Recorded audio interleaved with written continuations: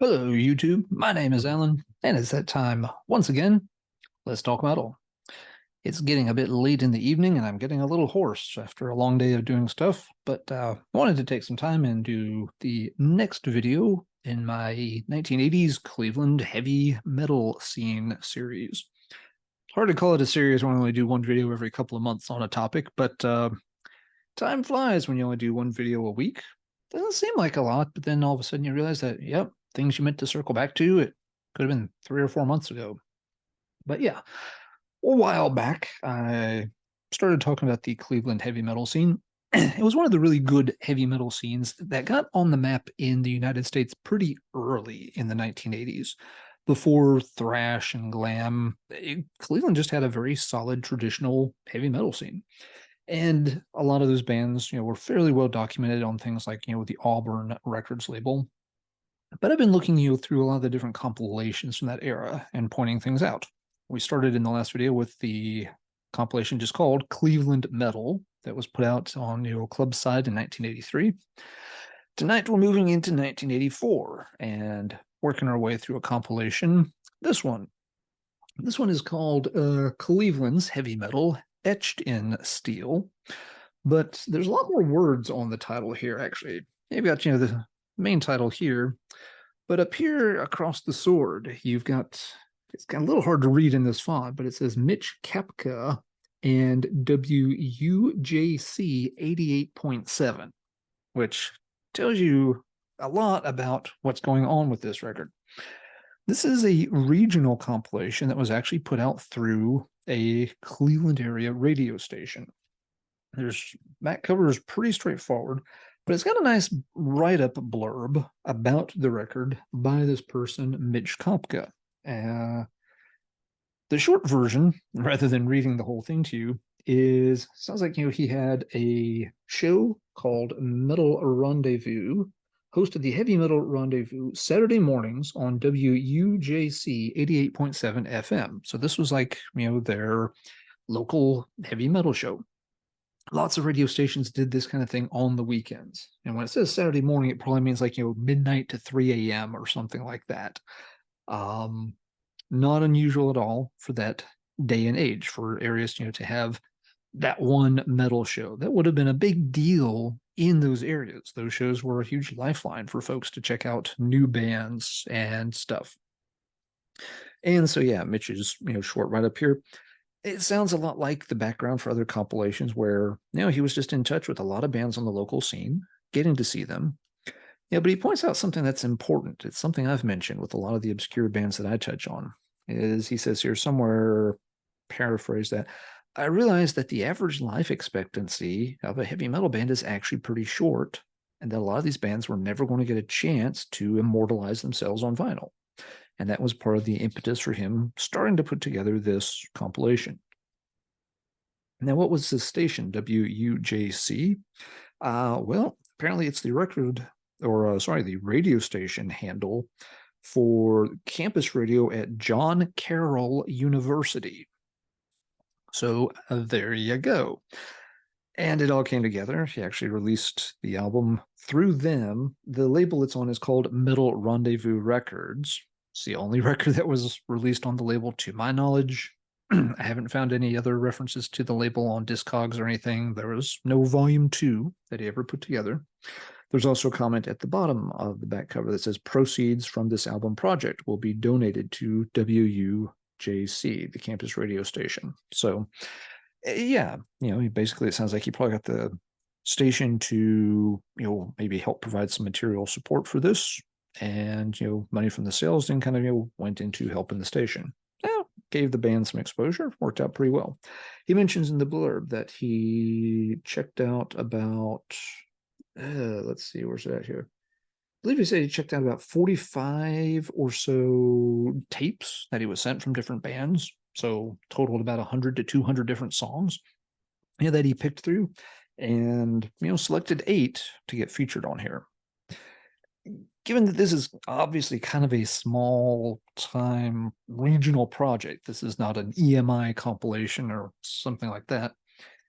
It's got, They have fairly, nice cover art. It's got, fine sound quality. Nothing on here sounds like really lo-fi. They didn't record it in the basement or anything like that. So yeah, it's actually put together fairly well. We'll walk through the bands and see what there is to note. Again, there's really no pictures or anything with this one to show. Uh, yeah, to my knowledge, it didn't come with an insert or anything. My copy is obviously fairly worn, big cut corner, lots of cover wear, but I also got it really, really cheap. So, and it plays absolutely fine. So let's start working our way through these bands and see what little tidbits I was able to dig up about them. All right, on side A, you begin with a band called Sorcerer with a song called Strike of the Raven. Now, Sorcerer, for those of you who remember the first video I did on Cleveland, Sorcerer were also featured on the Cleveland heavy metal compilation. And they had one of the best tracks on that one, a song called Bloodline. Sorcerer were also one of the bands that helps you figure out the different pressings of that Cleveland metal comp, because the different pressings featured a couple of different band photos of Sorcerer. So that was one of the ways you could look at the back cover and tell if you like the first press or second press, which Sorcerer photo did you have. On this album, the track, again, Strike of the Raven, pretty similar style to what they had done on the other comp. It's got, a good, heavy, kind of dark and slightly moody sound. Not doomy, but yeah, just a little darker tone to it. Really good track. Sadly, these seem to be the only two tracks Sorcerer ever got to release. Poking around some, I have not found an immediate reference to a demo or anything the band did. So it seems like they got, a couple of compilation appearances in and then must have disappeared. Sad, because both the songs are actually quite good. All right, track number 2 on side A is by a band called Sinner. The track is just called Runner. And this is a fairly good one. It's very straightforward, meat and potatoes, early 80s heavy metal. I very much feel they probably had listened to some Priest, some Maiden, a little bit of new wave of British heavy metal. So yeah, there's nothing over the top outstanding about it. It's not the tightest band in the world, but personally, I like the song. I think it works just fine. It's very representative of what Cleveland bands tended to do well. They were sort of, no nonsense bands that were, very kind of, good, solid blue collar, maybe slightly aggressive feel to them. Definitely not a lightweight scene. Nothing, glammy or anything about a lot of these bands. So the Sinner track is pretty cool. But again, this seems to be the band's only vinyl appearance, and don't really have any other information about this particular Sinner. There are, of course, lots of bands that used the name Sinner over the years. But yeah, I haven't turned up any other appearance from Sinner, so they may have been a pretty short-lived proposition. Same is true for track number 3 on side A. This is by a band called Merry Hoax. The name makes not a whole lot of sense. It's Merrihx.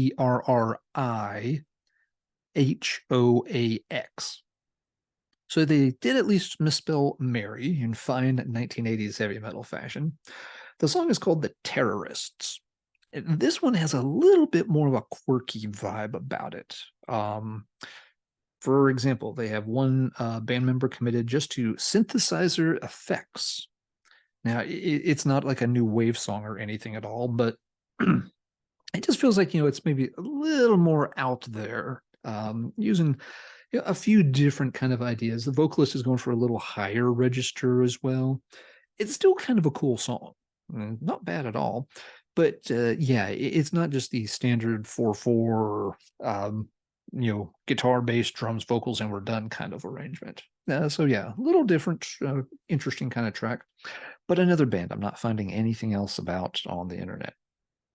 Side A closes out with a track by a band called Gut Wrench.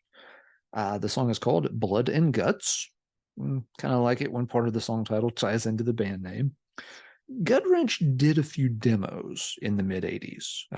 Metal Archives lists 3 demos from like 83 to 86. I have MP3s of a demo from them, but the folder is labeled 1987. So something, either it's a demo that's not on Metal Archives, or the date is wrong either on my folder or on the Metal Archives. All of these are very distinct possibilities. I haven't dug in it in depth to see what it is. I remember the Gut Wrench demo being fairly good, but I haven't dug through a lot of those old demos in many years at this point. Something I should start doing as a video series at some point is going through not just singles and compilations, but also digging through the demos. It's a little harder because I can play clips of the demos for folks. They're just MP3s. I don't have physical copies of those. I was never a big demo collector. And even if I was, I mean, a lot of them are just plain looking cassette tapes. So not a lot to show. Anyway, Gut Wrench, is again a little bit heavier. They're not a thrash band or anything like that. We're still in 1984 with a lot of this stuff having probably been recorded in 83 and then this getting released in 84. But yeah, Gut Wrench is still, very good, solid, kind of Cleveland style heavy metal band. So side A is pretty solid. One really good track with Sorcerer, Sinner, I'd also give, thumbs up, and the Merry Hoax and Gut Wrench. Nothing wrong with those either. So yeah, he made it all the way through an entire side of a very kind of small independent compilation, and you got 4, big thumbs up on every track. So that's what we've got on side 2. Side 2 begins with a track by Mistreater. The song is called Wizard Star. Now, Mistreater is one of the better known bands from the Cleveland scene. They started out under the name Scarum and did a couple of singles. One of them is on red vinyl. One single has the band name spelled incorrectly. There's all kinds of little collector trivia to them. They also did the Hell's Fire album around 1981, one of the really early LPs to come out of, Cleveland's metal scene. And then they had this long, 6-year hiatus where pretty much the entire band got replaced with another band. And they put out another album called Swami, but that was around 87, I think. And that makes this track kind of interesting for Mistreater because with this compilation coming out, maybe being recorded in 83 and released in 84, it's kind of halfway between those two LPs where there's this big gap in their discography. They were still active and, still contributing to some projects. The Wizard Star track is pretty decent. It's not amazing, but it's certainly not bad. For anyone who's a hardcore Mistreater fan and trying to figure out where this falls in terms of when the band was splitting up or reforming, let's see. The band members listed on the compilation here are Kurt Ludi on vocals, Larry Nottingham guitar, Dan Eakin on bass, and Don Frage on drums. So if that helps you kind of fill in your Mistreater timeline, there you go. You're welcome. I've done a public service for the fans of Cleveland metal. All right, track number 2 on side B. It's by a band called Stryker. It's spelled Stryker, which is a band name that got used by a lot of acts over the years. And they all kind of spelled it the same way, too. So this is a case where everybody was misspelling it, but misspelling it identical to one another. So kind of loses a little bit of its uniqueness. This track in general reminds me a bit of the Sinner track from side A. Straightforward, no nonsense, heavy metal. I think Strikers are a little tighter than Sinner, a little more accomplished sounding, maybe in the guitar solo and such. So yeah, solid song there. Several members in Stryker did play in other Cleveland area bands. So Stryker here is one that Discogs doesn't list much about them, but Metal Archives shows that they did have a couple of demos recorded in 1982, 1983 timeframe, and different members did pop up in other bands. I'm not going to try to match up every name with every band. You can dig through the Metal Archives listing if you want to know every detail. But in short, some of these guys were also alumni from bands like Nightcrawler, Purgatory, Saber, who did the really rare City in Flames single, Shock Paris, there's a connection there with one member, and also the band Intruder, who I want to say that Intruder did a 7-inch single, but that might be, actually that's an Intruder from Long Island. So this Cleveland Intruder may not have gotten a vinyl product out. Intruder is another name that got used a few times in the 80s. So yeah, the Striker track, pretty good. Couple of demos to the band's credit, but nothing else beyond that. But these guys did have appearances on in the lineups of many other notable Cleveland metal bands. So kind of cool to see the members, cross pollinate from project to project. All right, third track on side B is by a band called Severe Warning. The Severe Warning track is titled Metal Malice.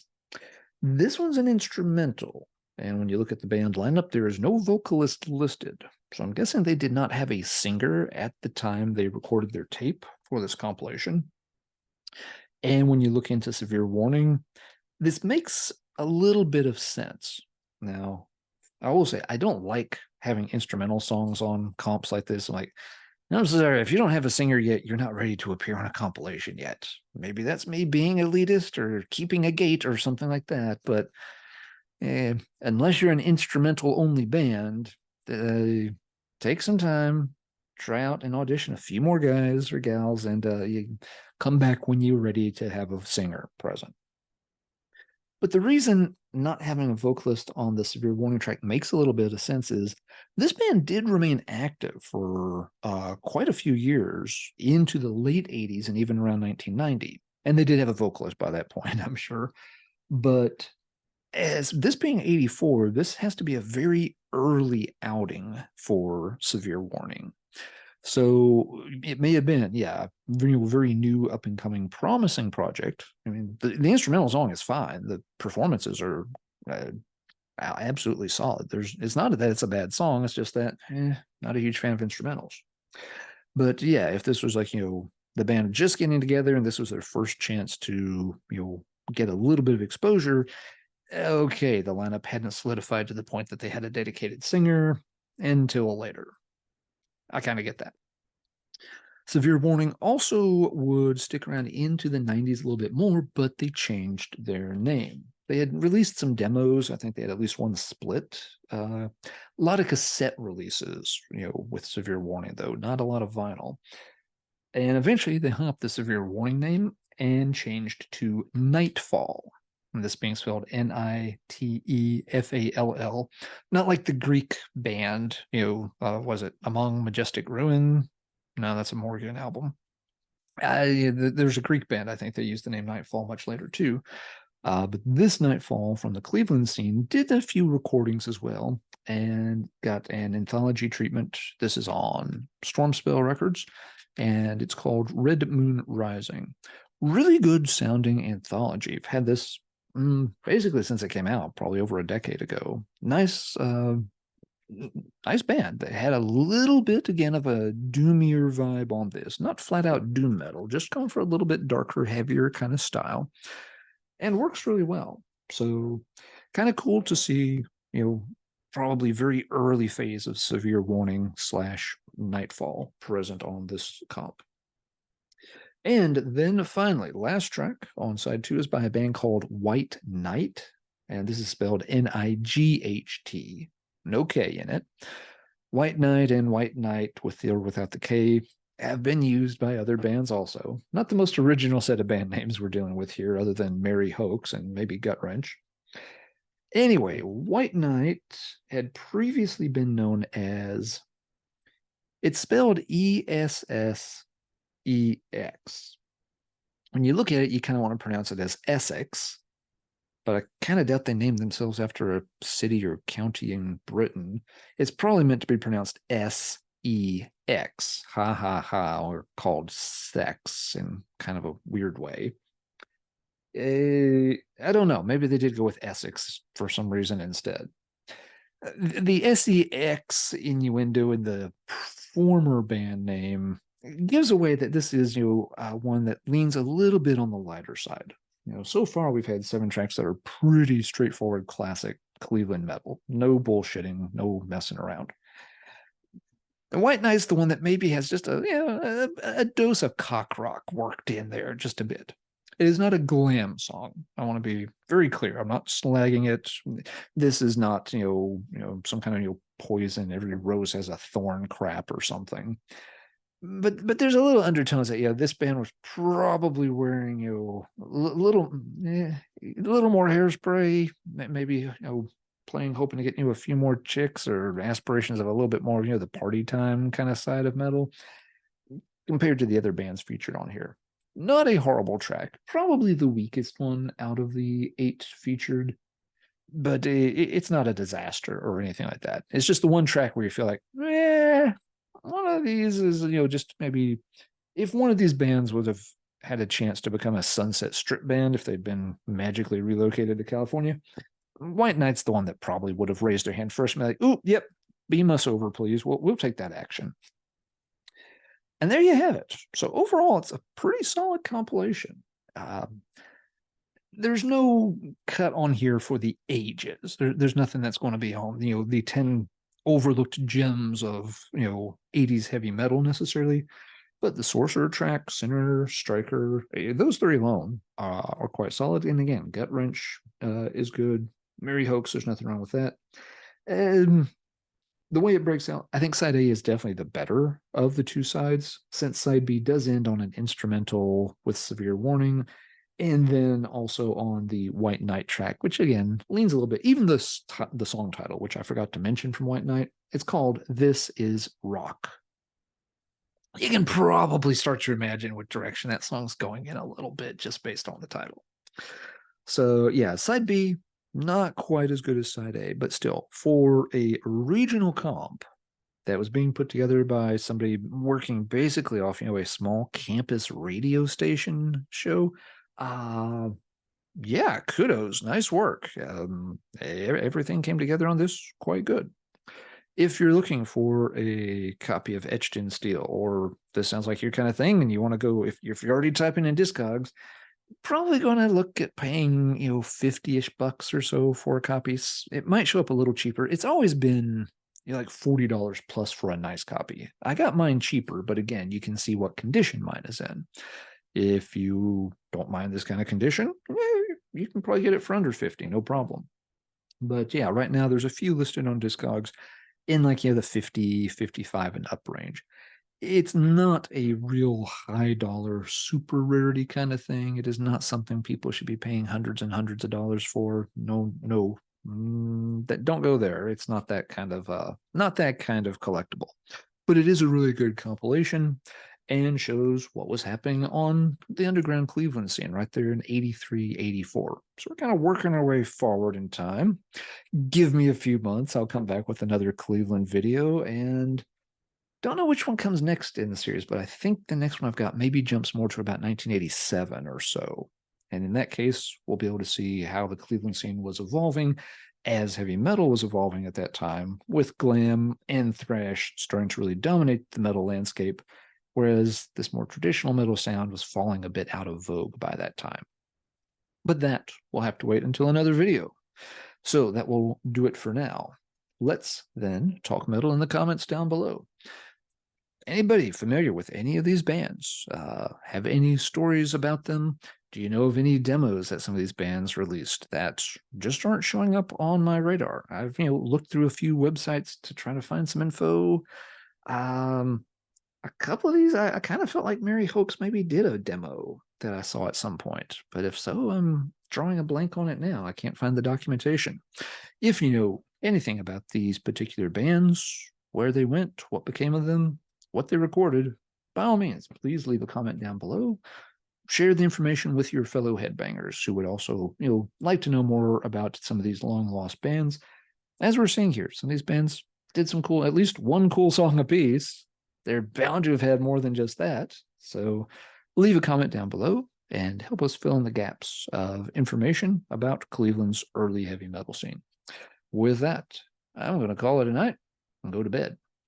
Until next time, everybody take care, and as always, keep banging your head, Cleveland style.